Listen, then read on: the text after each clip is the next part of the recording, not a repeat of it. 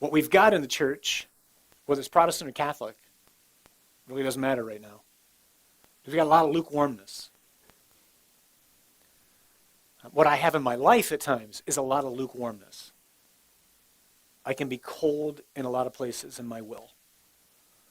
I'm stunned, quite frankly, with how easily I can just push the Lord aside in my thoughts. It's just downright really humiliating, quite honestly.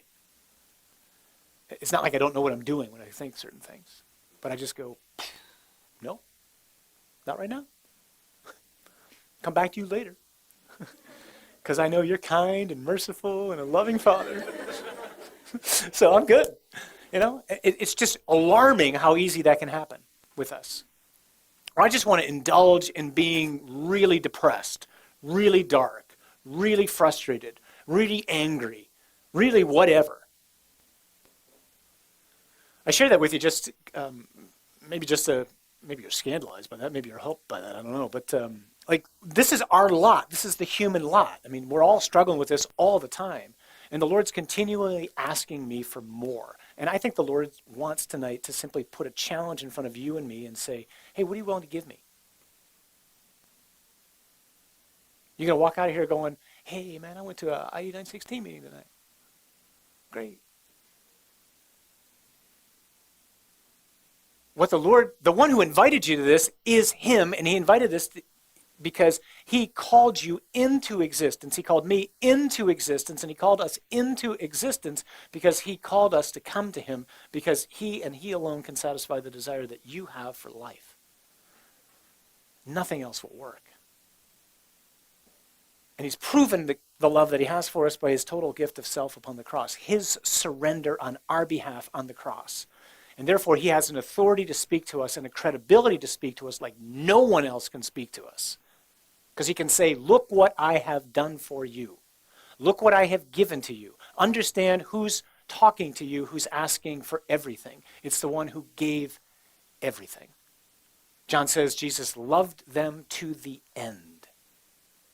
My most graphic image of Jesus on the cross is he's like a dried washcloth that has been wrung out and there is no fluid left in it. And you know how you find a washcloth that's just on the ground and it used to have a ton of water in it and now it's just like hard and crusty, and that's the Lord on the cross. There is no fluid in his body left. His blood has been poured out.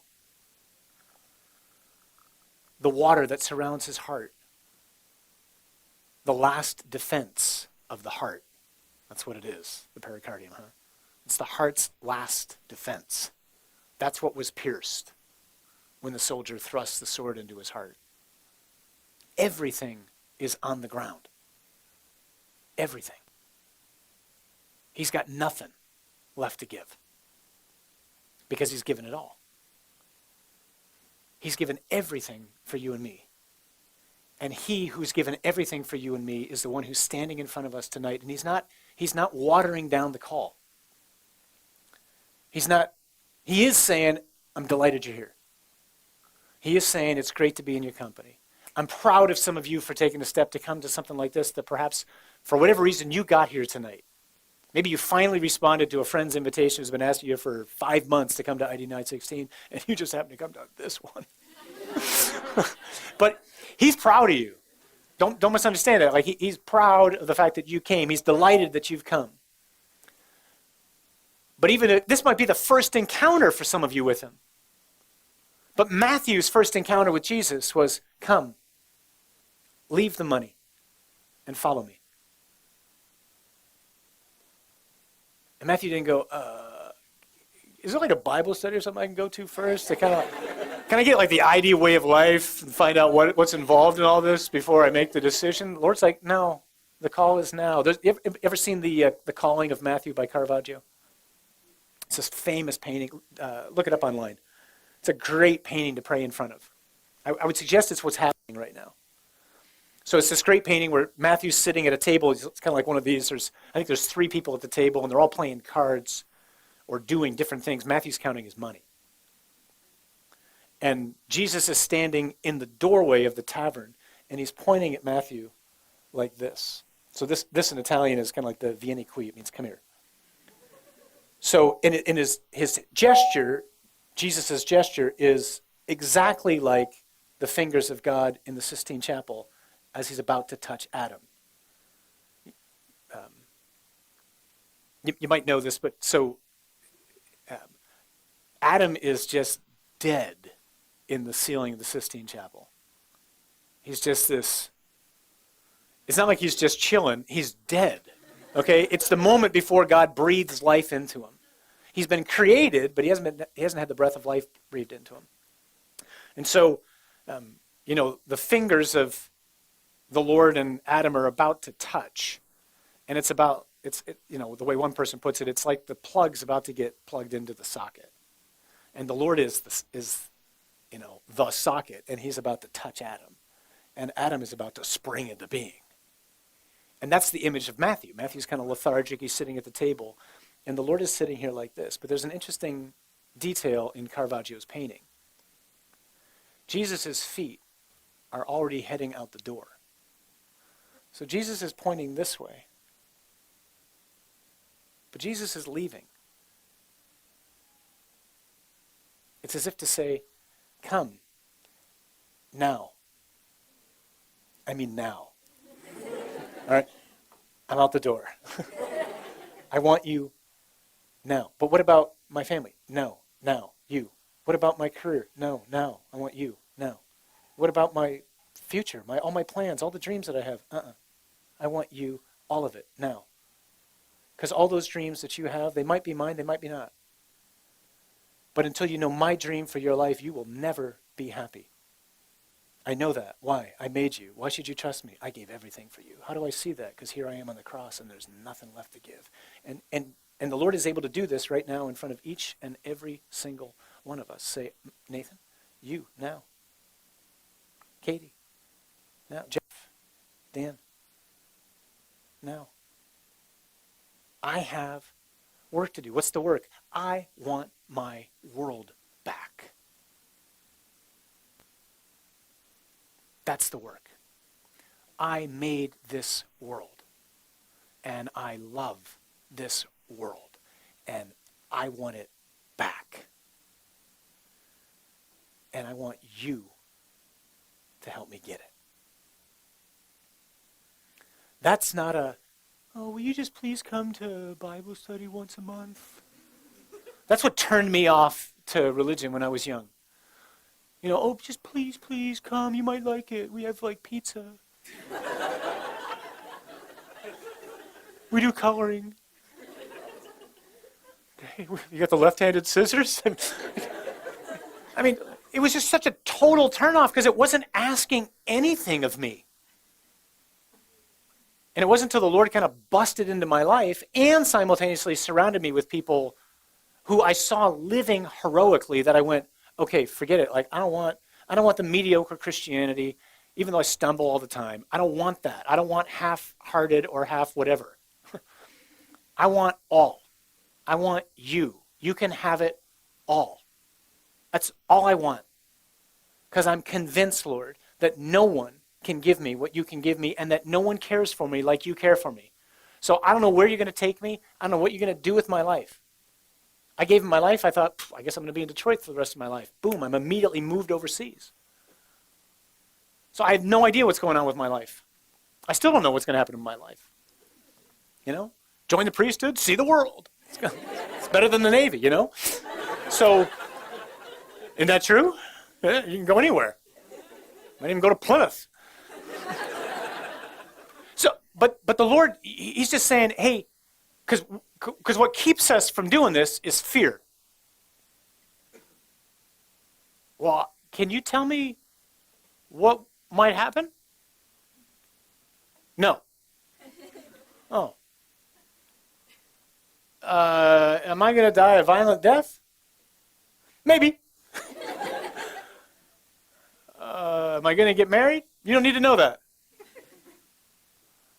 What am I going to do? You don't need to know any of that. You don't need to know the details and the particulars. You just need to know Jesus, I'm calling you now. And I'm calling you to a total surrender of your life. I'm calling you to maturity. I'm calling you to real discipleship, to real friendship. I'm calling you out of childishness.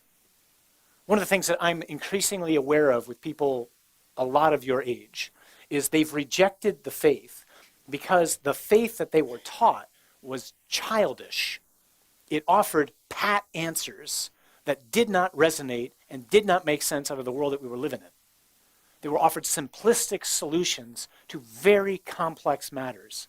And so when life got tough, and they heard what they heard from a religion ed teacher or a high school teacher or maybe a parent or whoever it was, maybe a priest, whoever it was, and then they tried to gel that with what was going on in reality, they just went, this is so phony. Because God hasn't promised us that he would just take care of everything. If by take care of everything, you understand that to mean, hey, just pray to me and everything is going to be fine. Did you guys see the story of the, the 21 or the 22 Coptic Christians who were beheaded a couple years ago? A year and a half ago now or so? Remember this story? It was all over. ISIS, gets these guys all in orange jumpsuits, just like they always are. And here they are. So the story goes out, I think there was 21 Coptic Christians. It was either 21 or 22. There's one less than that. Some of you might know this story. It never went anywhere. There were like 21 Christians, and there was one who was not a Christian. He was Muslim. And for whatever reason, he's in the detainment center. He's getting tortured. He's going through whatever. And they lead them all out, these 21 Christians and this one Muslim. And they lead them out to the beach where they're about to behead them, and they're about to videotape it and put it on YouTube. And they start beheading all these Christians. And at a certain point, they get to the other one who's not a Christian, who is not from Egypt. And they give him the chance to renounce his faith or to profess whatever it is that they want him to profess in Islam. And the man, you know what he says? The man, I don't know how he did this. His hands are, chained behind his back. He nods his head and he says, pointing to the guys who either just lost their heads or who are about to lose their heads, their God is my God. He converted then, on the spot. Why? Because he saw their witness. What was their witness? Joy. Praying for the people who were killing him. Trust in the Lord even in the midst of incredibly harsh situations. He saw guys who were all in, and he went, I don't know what you have, but I want that God. And that God is here tonight, and he's calling. Just like he called Matthew, just like he called Francis, just like he called Ignatius, just like he busted into this young girl's life named Mary. And they might in fact be plans that we've discerned because the Lord has led us on that path. Others of us have plans because we're on a path that we thought we want to present this to God. And maybe the Lord's saying, appreciate that. Can we put that aside right now? And will you listen to what I want to say to you? And maybe I got another plan for you.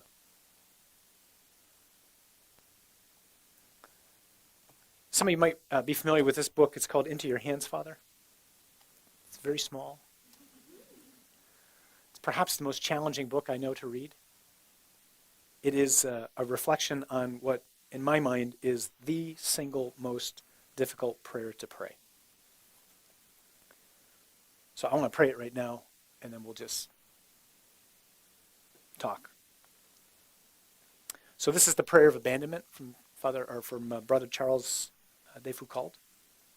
So I'll invite you, however you pray, if you can close your eyes, great. If that just seems weird to you, don't do it. But if you can't, I find it helpful to close my eyes when someone else is praying and talking. Otherwise, I kind of look around and go, there's lights out.